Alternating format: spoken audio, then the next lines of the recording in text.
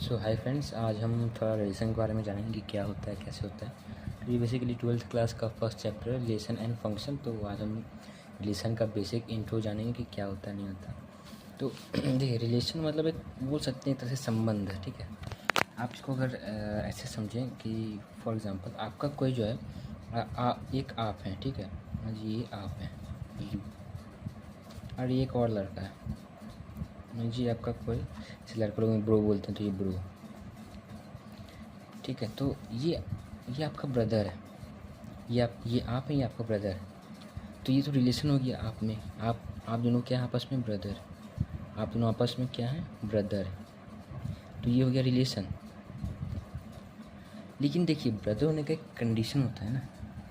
Brother होने का condition क्या है कि आप दोनों के माँ बाप कॉमन होने चाहिए ना, एक ही माँ बाप होने चाहिए। एक ही माँ बाप मतलब सेम पेरेंट्स होने चाहिए। एक और कंडीशन क्या है इसके? कंडीशन है सेम पेरेंट्स। बस वही रिलेशन में भी यही है कि दो चीज़ आपस में रिलेट होगी पर कुछ कंडीशंस के बेसिस पर रिलेट होगी, ठीक है। तो उसे रिलेशंस कहेंगे। और रिलेशंस पे आते हैं तो एक होता है एम्प्टी रिलेशन, ठीक है। आई होप ये आप समझ में आ गया। एक होता है एम्प्टी रिलेशन, ये जनरली होता है फाइव, इसको फाइव बोलते हैं। मतलब फाइव जो है वो सबसेट ऑफ, फॉर एग्ज़ाम्पल बताता हूँ, ए कोई एक ए है, एक सेट ऑफ एलिमेंट्स है ए। अगर ए जो है वो सेट ऑफ एलिमेंट्स है, ठीक है।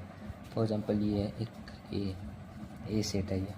अब ए सेट का ए से रिलेशन डालें तो अगर मतलब फॉर ए सेट जो है ए को ए से रिलेट करेंगे आपस में, तो इसको हम क्या बोल सकते हैं? ए क्रॉस ए, ठीक है। ये जो रिलेशन कहलाएगा वो ए क्रॉस ए कहलाएगा। और जो इसमें जो है वो फाइव जो है वो इसका सबसेट होगा।